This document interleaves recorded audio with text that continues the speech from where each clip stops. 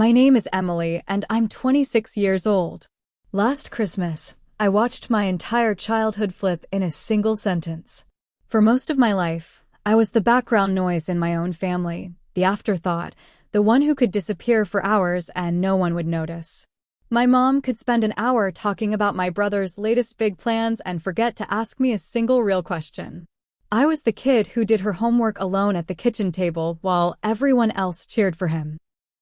I got used to being the invisible one, the one who didn't make waves, the one who learned to shrink herself so there was more room for everyone else. Until that night. We were sitting around the Christmas table, the usual scene: turkey, mashed potatoes, Christmas lights blinking in the window, the air thick with the smell of cinnamon and the sound of my mom's laughter that always seemed to be reserved for my brother, Alex. My mom was leaning toward him, asking about his new business idea, promising she'd help however she could, her eyes shining with pride. I was there, too, quietly cutting my food like always, listening to the familiar rhythm of their conversation, the way it always circled back to him. Then Alex looked at me with that little smirk he's had since we were kids and said, "So, are you still wasting your time on that worthless company of yours?" He said it like a joke, but there was an edge to it, the kind that cuts deeper than anyone realizes. I didn't raise my voice. I didn't snap back.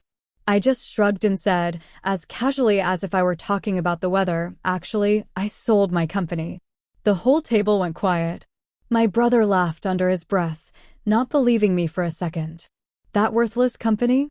Sure. How much did you sell it for?" He even did the air quotes, like he was quoting a punchline everyone was in on except me. I looked him in the eye and said, $150 million. His jaw literally dropped. My mom's face went white. The fork slipped from her hand and hit the plate with a sharp, metallic clatter. In that moment, every year she'd ignored me, every time she made me feel small, came crashing back on her instead of me.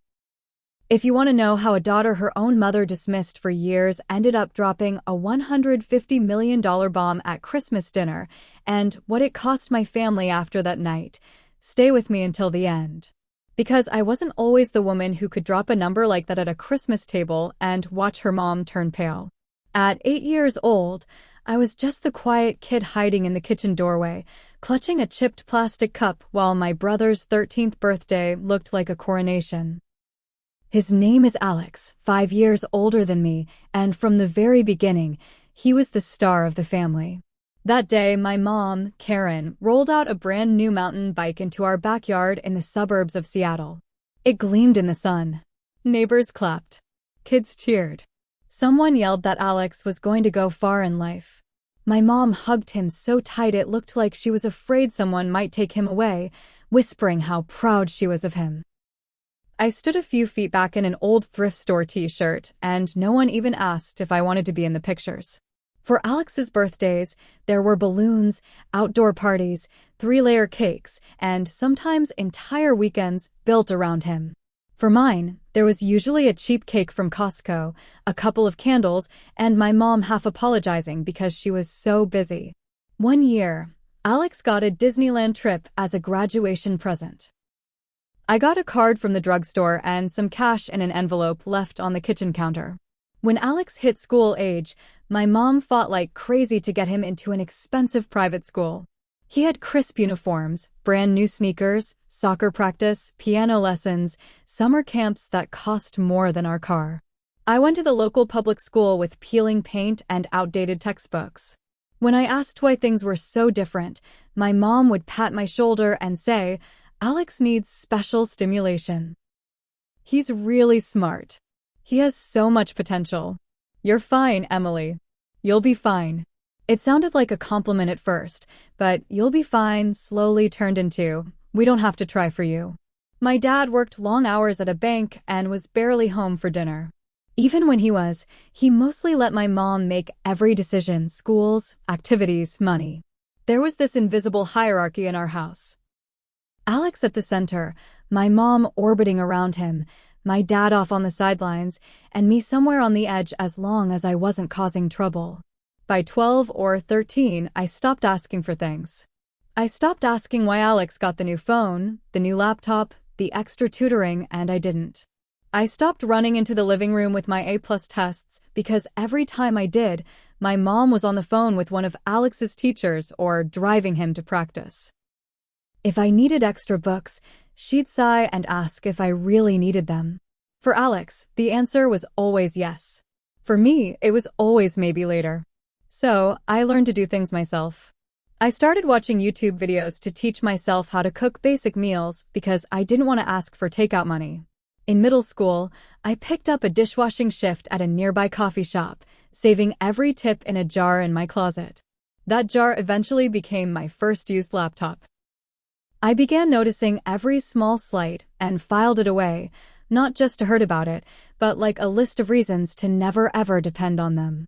At the dinner table, the conversation was always about Alex, his soccer game, his SAT scores, the colleges he might get into. I was there, but I was never the story. I was the extra chair. Somewhere in those years, something in me quietly shifted. I stopped trying to get my mom to see me and started planning a life that wouldn't require her to. I didn't know it yet, but all those nights being the invisible kid in the corner were doing something important. They were turning into fuel. Fuel for an idea, for a company, and eventually for that Christmas night when my mom would finally be forced to look straight at the daughter she'd spent decades ignoring. College was supposed to be my clean break, my chance to finally step out of the background. I got into the University of Washington in Seattle with a partial scholarship for computer science. When the email came in, I sat on the edge of my bed and read it 3 times just to make sure I wasn't imagining it. My mom glanced at the screen, smiled, and said, "That's great, honey," before asking if I could help her proofread an email to one of Alex's teachers. A week later, Alex got into Stanford, and it was like the Super Bowl had come to our living room. There was a party, relatives over, champagne, a banner. My mom cried and told everyone her son was going to change the world.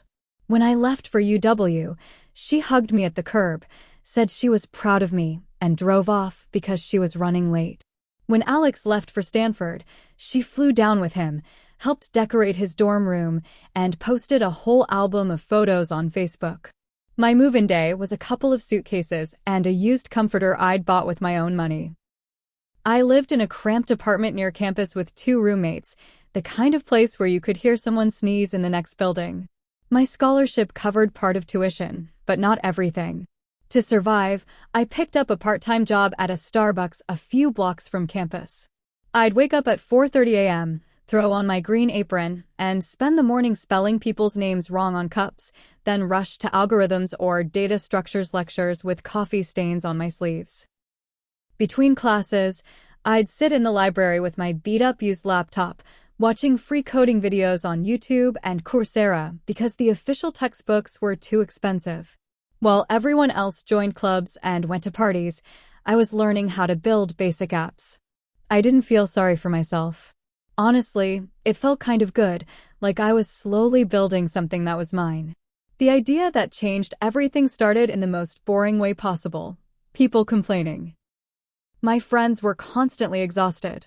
They'd pull all-nighters, eat trash from vending machines, skip the gym for weeks, then crash and wonder why they felt like zombies. My roommate would say, "I wish something would just tell me when to get off my ass and drink water." One afternoon, sitting at a sticky cafe table between shifts, it hit me. What if there was one simple app that helped people keep track of the basics? What they ate, how they moved, how they slept, and actually nudged them to do better without being annoying or complicated. I started sketching screens in a cheap notebook, little graphs for sleep, color-coded bars for workouts, reminders that looked more like friendly texts than alarms. I called it Health Track, mostly because every other name I thought of sounded stupid and the domain for that one was still available. I'd come home from my night lab, make instant noodles, and code until 2 in the morning. The first version was rough, but it worked. You could log your meals, your workouts, your water, and see how your week looked. I gave it to a couple of friends and told them to be honest. They immediately tore it apart. "This button sucks." I forgot to log because there's no reminder. "Why is this chart so ugly?" It stung, but I fixed everything they complained about. Little by little, more people started using it.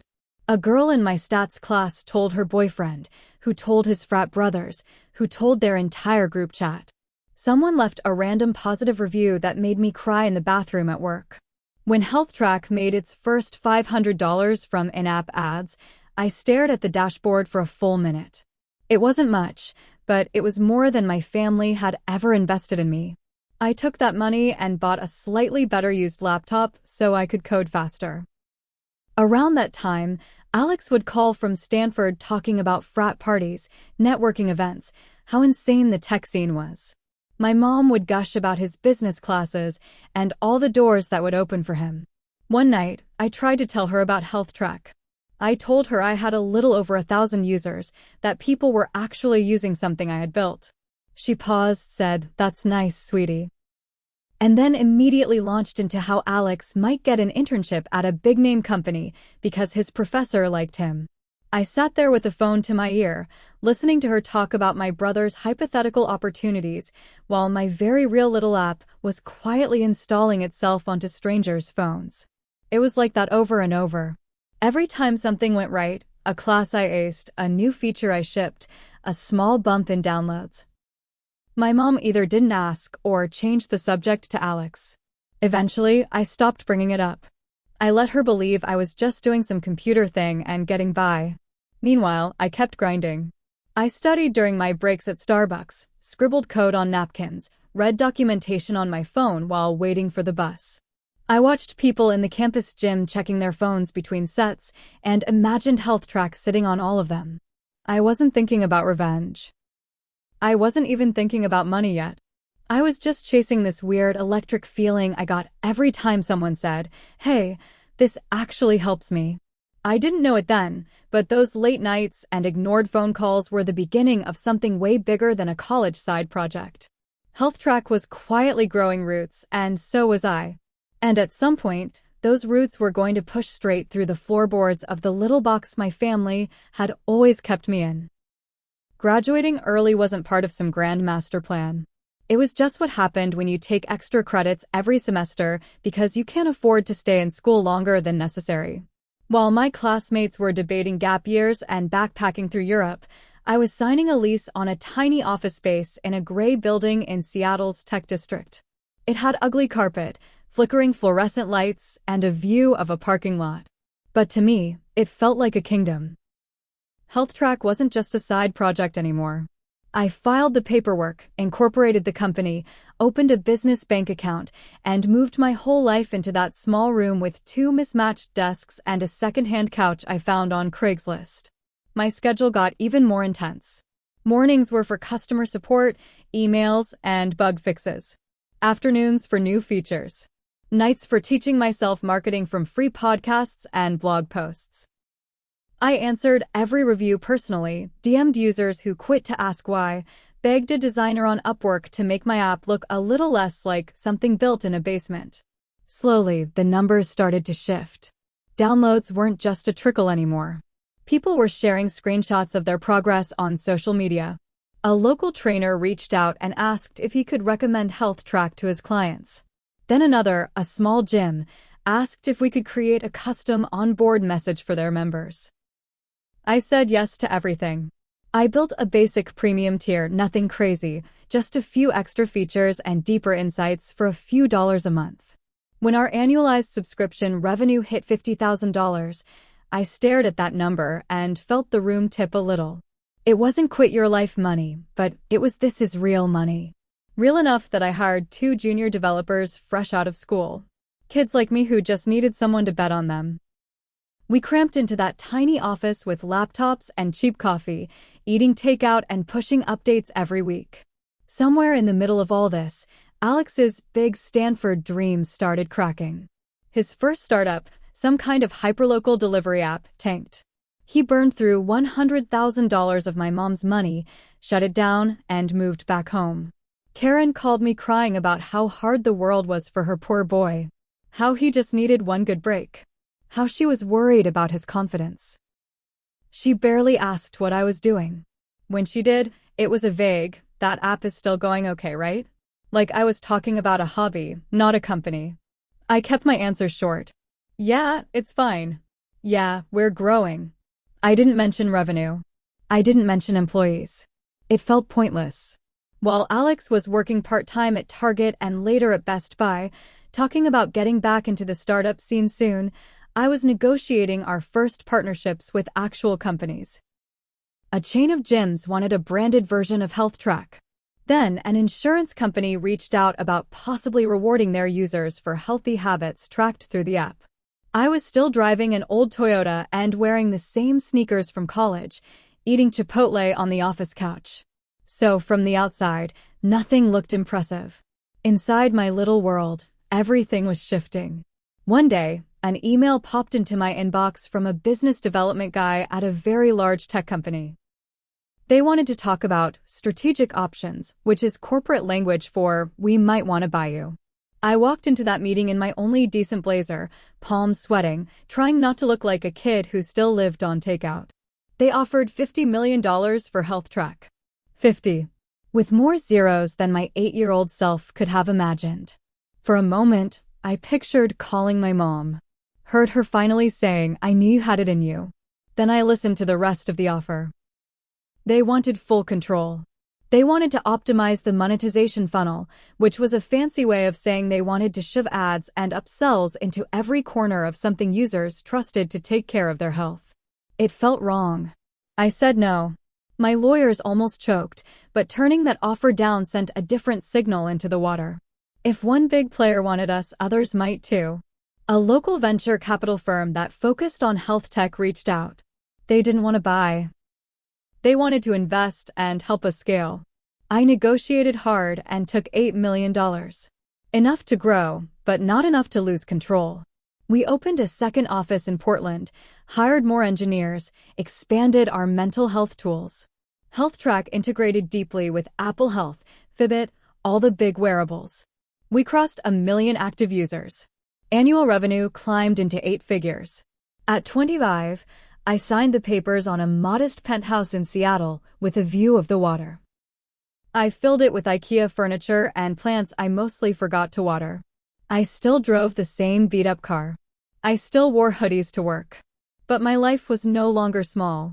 The offer that eventually stuck didn't come from a flashy tech company, but from a giant healthcare group that wanted to bring preventative wellness into their system. They didn't want to gut the app. They wanted to keep my team, keep the brand, and use their resources to reach more people. They offered $150 million. We negotiated terms for months. My days a blur of contracts and video calls and numbers that made my teenage brain short-circuit. When I finally signed, I walked out of that final meeting numb.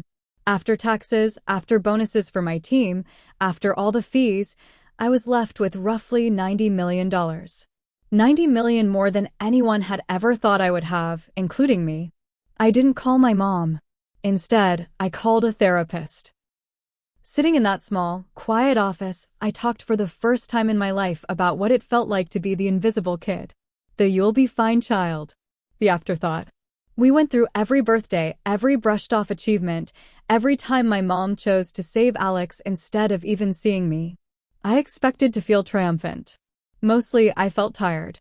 Sessions turned into months. I started donating to health nonprofits, especially ones focused on women who needed mental health support. I realized something that surprised me. I didn't actually need my mom or Alex to clap for me anymore. Their opinion had stopped mattering somewhere along the way. What I did need, though, was closure. Not revenge in the cartoon sense, not some dramatic scene where I threw money in their faces. I wanted to know for my own sanity what would happen if I walked back into that house not as the invisible daughter, but as the woman they had refused to see. Christmas was coming, and for the first time in years, I found myself looking at flights to Seattle. My therapist was the first person who suggested I go home for Christmas. Not because she thought my family suddenly deserved me, but because she wanted me to see in real time how different I'd become. Treat it like an experiment, she said. Not a reunion. You're not going there to get something from them. You're going there to observe. So that's what I told myself when I booked the flight from Portland back to Seattle. It wasn't a homecoming. It was data collection. I could have driven. But there was something symbolic about flying into the city I grew up in as the founder who had just sold her company for $150 million. I didn't tell my mom about the sale. I just texted her that I was free this year if she still wanted me there for Christmas. She replied within seconds, more enthusiastic than I expected. Of course, Alex will be here, too. It'll be just like old times. The heart at the end almost made me laugh. Old times were exactly what I was nervous about. I booked a room at a hotel near the airport instead of staying at the house. That decision alone felt like drawing a line in thick black marker. For years, I'd slept on that sagging twin mattress in my childhood room. The one with the peeling posters and the bookshelf full of borrowed library books. This time, I wanted a door I could close that wasn't hers. On Christmas Eve, I landed in a gray Seattle afternoon. The clouds were heavy, the air wet and familiar. I checked into the hotel, dropped my suitcase, and just stood there for a minute looking at the clean, anonymous room. White sheets, neutral art, no history, no ghost of a younger me trying to be seen. The next day, I drove my rental car to my mom's house. The neighborhood looked smaller somehow. The same cracked sidewalks, the same pitiful little park at the end of the street. Her house still had the faded blue paint and the overwatered lawn.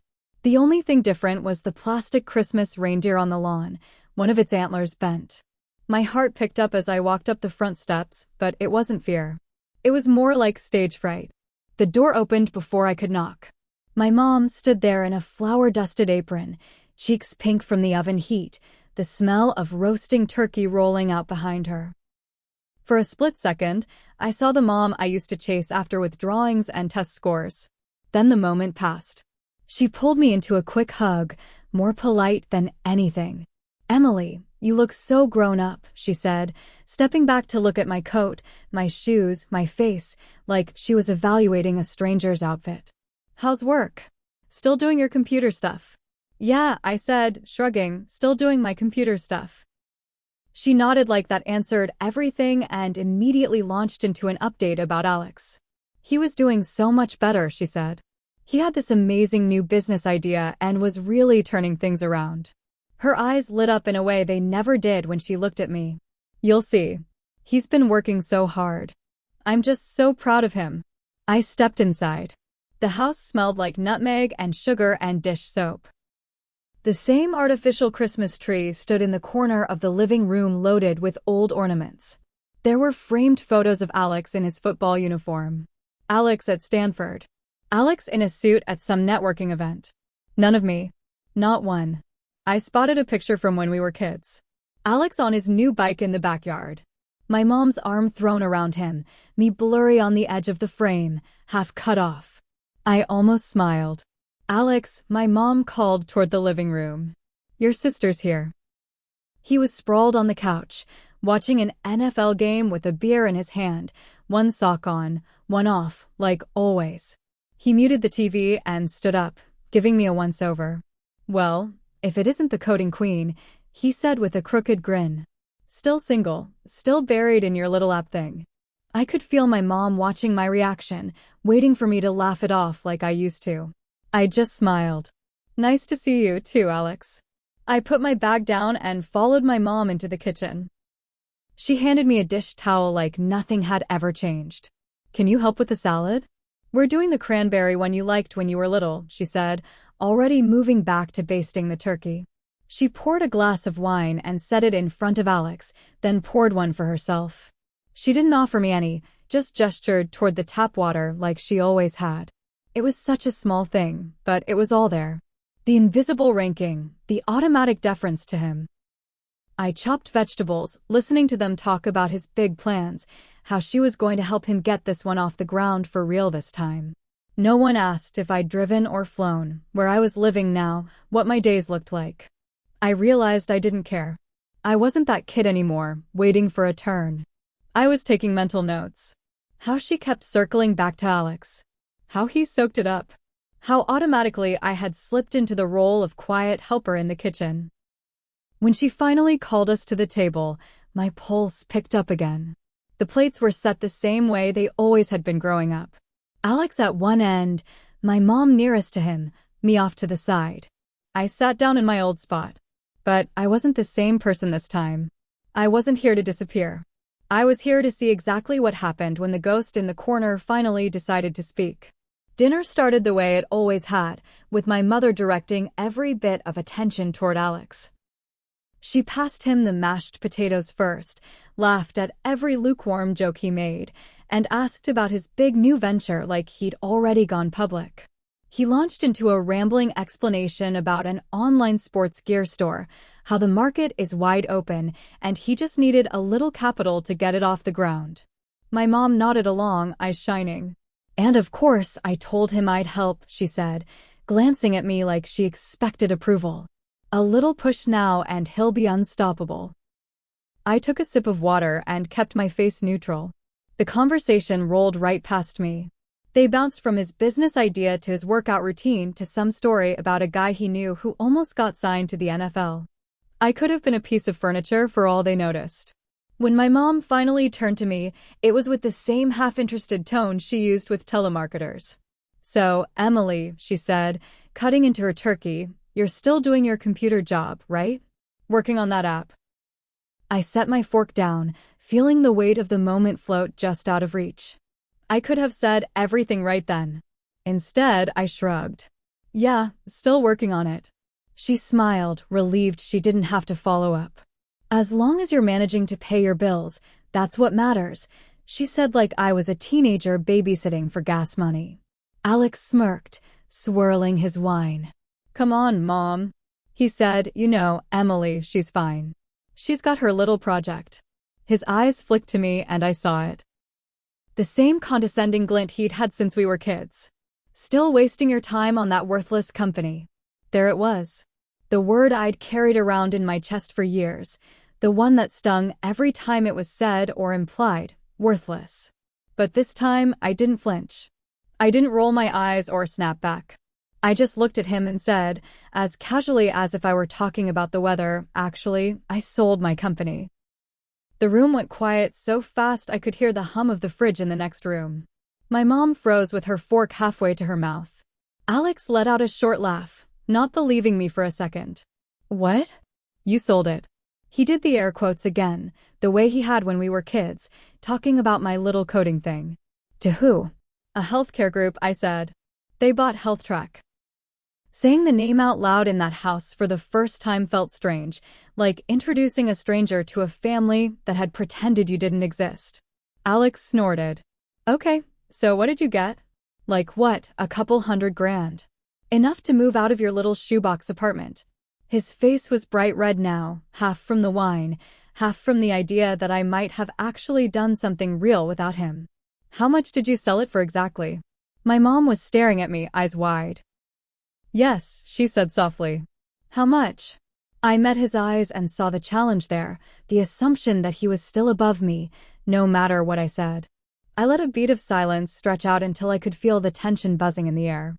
Then I said, clear and steady, $150 million. His jaw literally dropped. It wasn't just a saying. His mouth actually fell open like his brain had disconnected from his body. The fork slipped from my mom's hand and clattered against her plate.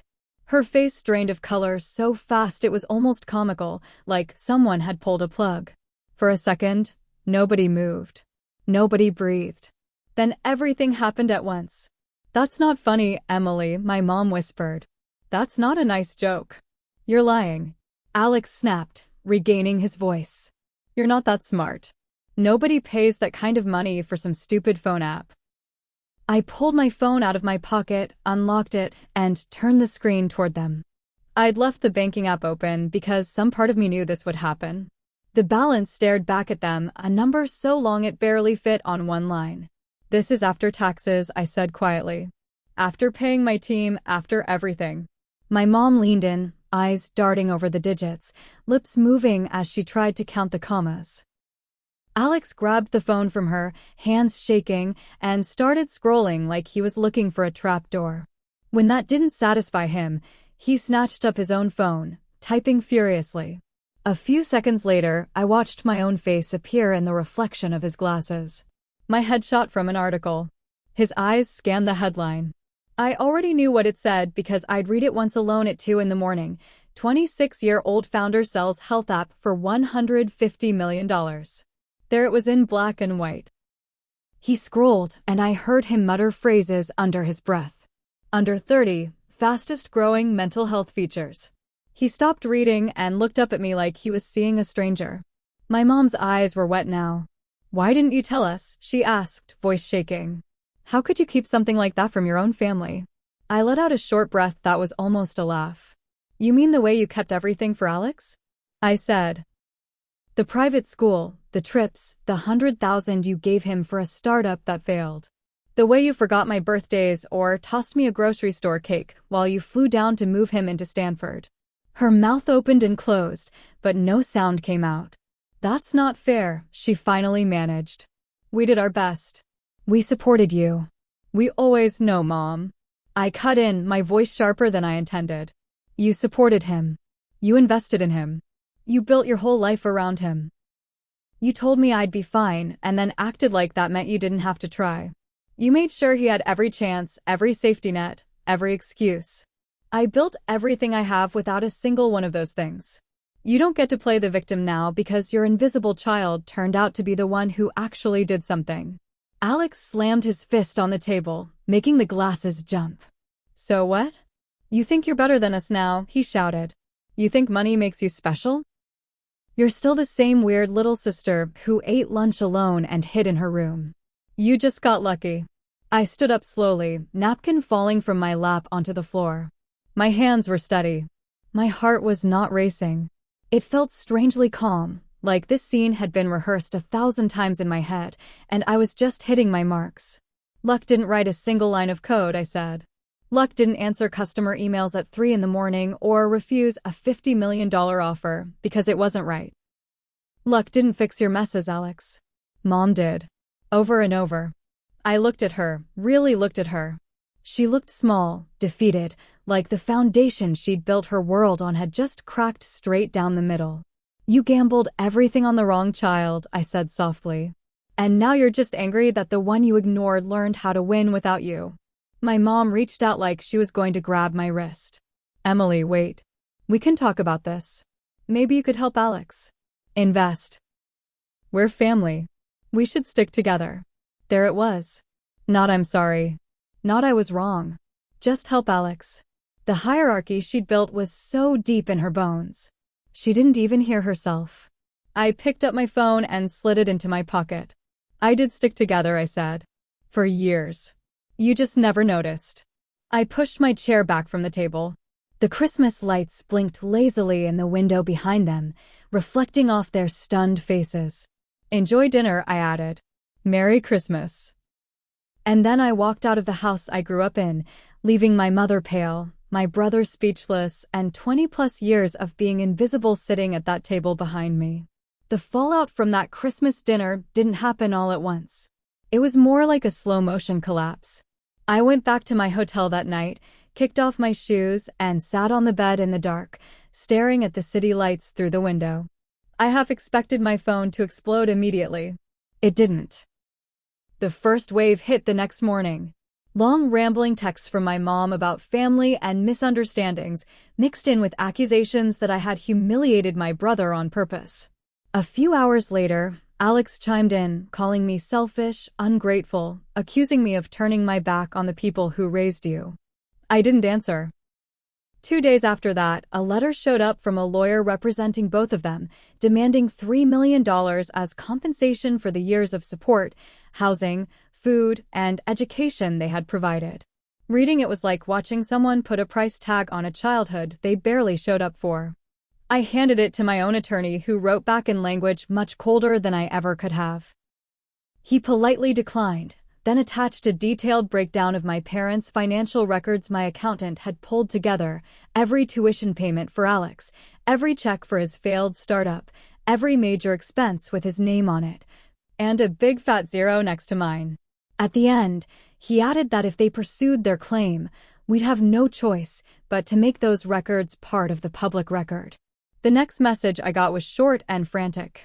"We're dropping it. Let's just forget lawyers."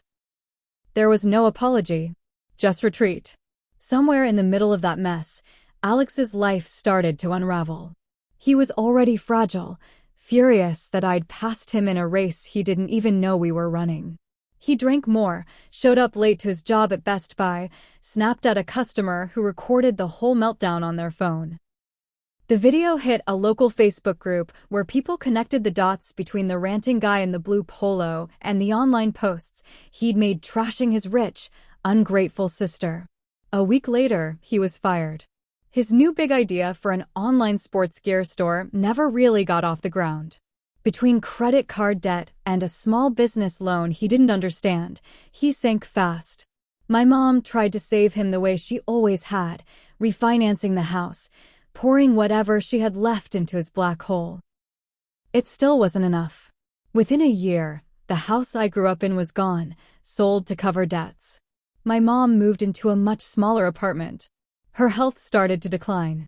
Relatives who had watched her worship Alex for years pulled away when they realized how badly she had misplayed her hand. That next Christmas, I was in Hawaii with a small group of friends from the tech world.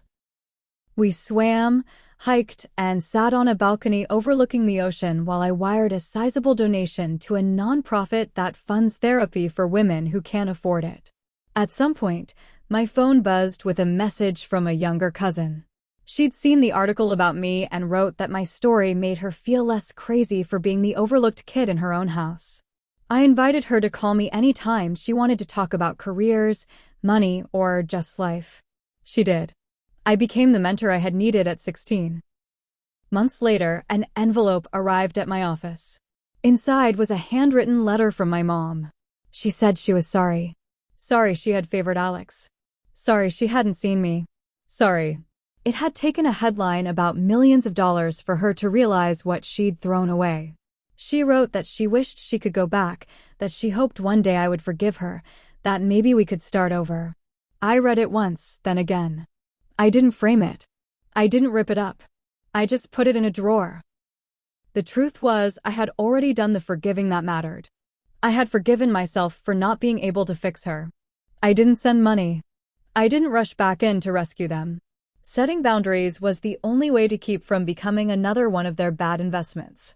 I poured my time into my new company. This one focused on mental health and AI tools that actually help people check in with themselves.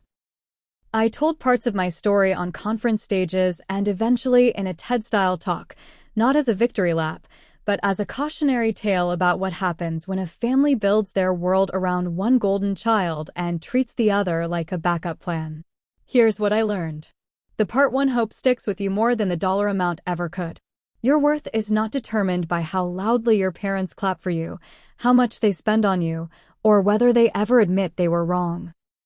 Sometimes the most loving thing you can do for yourself is to stop standing in front of people who refuse to see you and build a life where you no longer need their approval to breathe. Favoritism doesn't just hurt the kid who gets ignored, it cripples the kid who gets worshipped, too. My mom lost her house. My brother lost his job, his excuses, and his safety net. I lost the fantasy that one day they'd wake up and magically become the people I needed them to be. In exchange, I got something better. A life I chose, built on my own terms, full of people who actually show up. If you've ever been the invisible one, the you'll be fine child, maybe you don't have millions or a headline, but you do have a choice. You can keep waiting for them to see you, or you can start seeing yourself. And if you were in my place, what would your version of walking out of that Christmas dinner look like?